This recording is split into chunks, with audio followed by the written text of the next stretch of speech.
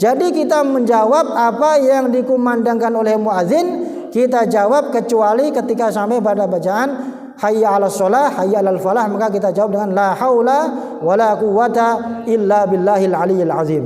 Itu artinya la haula, tidak ada kekuatan untuk menjauhi kemaksiatan, wala quwwata, dan tidak ada kekuatan untuk melakukan ketaatan kepada Allah, illa billah, kecuali pertolongan dari Allah Subhanahu wa taala.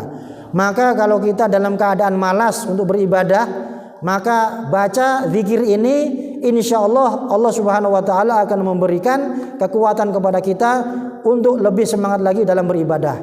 Ya, mau ngaji males, mau sholat berjamaah males, mau baca Quran males, maka kita ingat zikir la haula wala quwwata illa billahil aliyyil azim.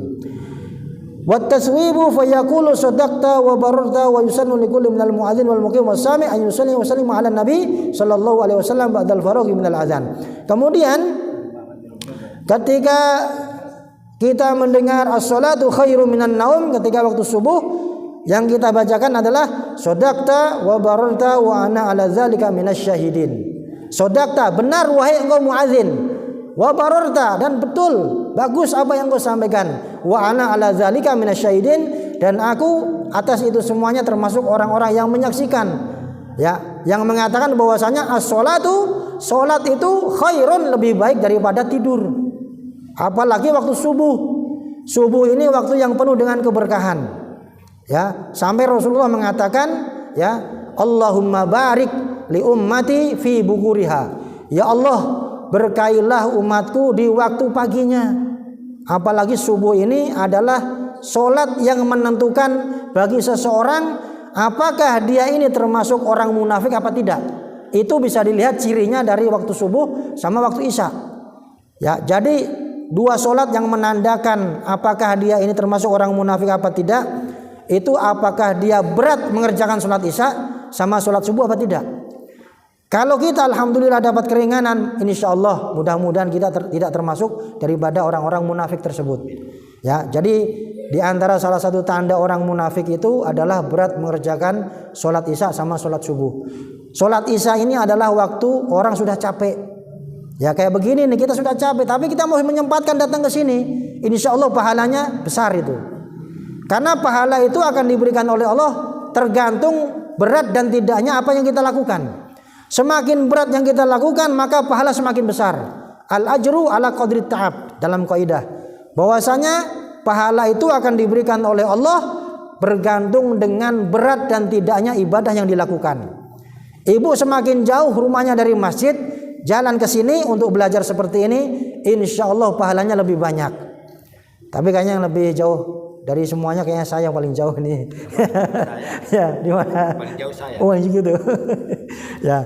Jadi semakin berat apa yang kita lakukan, maka semakin besar pahalanya. Makanya sholat tahajud itu pahalanya luar biasa. Di saat orang-orang tidur, kita terbangun, kemudian kita bermunajat menghadap Allah Subhanahu wa taala. Itu pahalanya luar biasa. Ya. Maka para ulama menyampaikan di antara sholat-sholat sunnah yang paling tinggi derajatnya adalah sholat tahajud. Ada juga yang mengatakan sholat witir. Ya, sholat witir itu adalah sholat penutup pada waktu malam hari.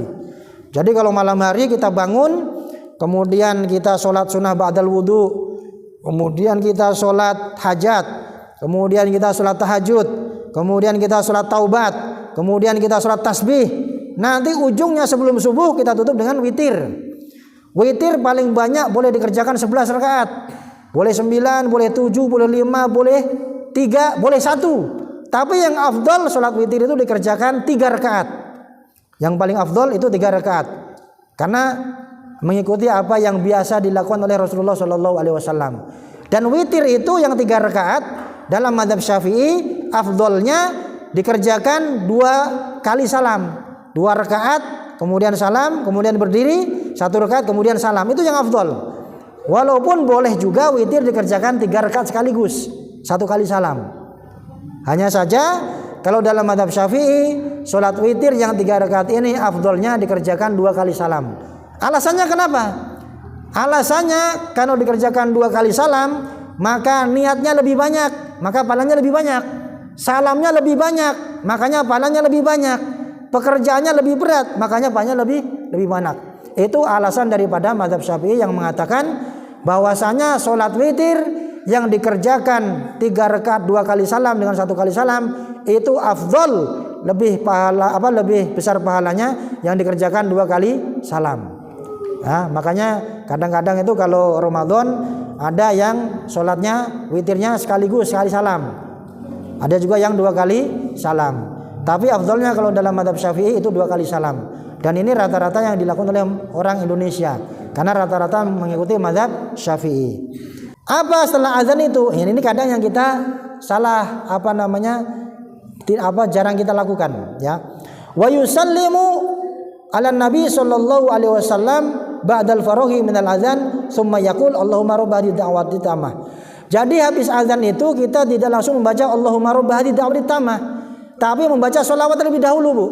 Ya. Ketika azan selesai, ya, Allahu Akbar la ilaha illallah, kemudian kita langsung baca sholawat Allahumma sholli ala sayyidina Muhammad wa ala ali sayyidina Muhammad, baru kita baca Allahumma rabb hadhihi da'wati tammah wassalatil qa'imah ati sayyidina Muhammadanil wasilata wal fadilah wasyarafa wad darajatal 'aliyatar rafi'ah wa ba'atsul maqama mahmudan alladzi wa'ata innaka la tukhliful mi'ad. Jadi tidak langsung doa, tapi membaca sholawat terlebih dahulu. Itu sunnahnya seperti itu, ya. Ini kayaknya kita juga diingatkan dari pelajaran pada malam hari ini.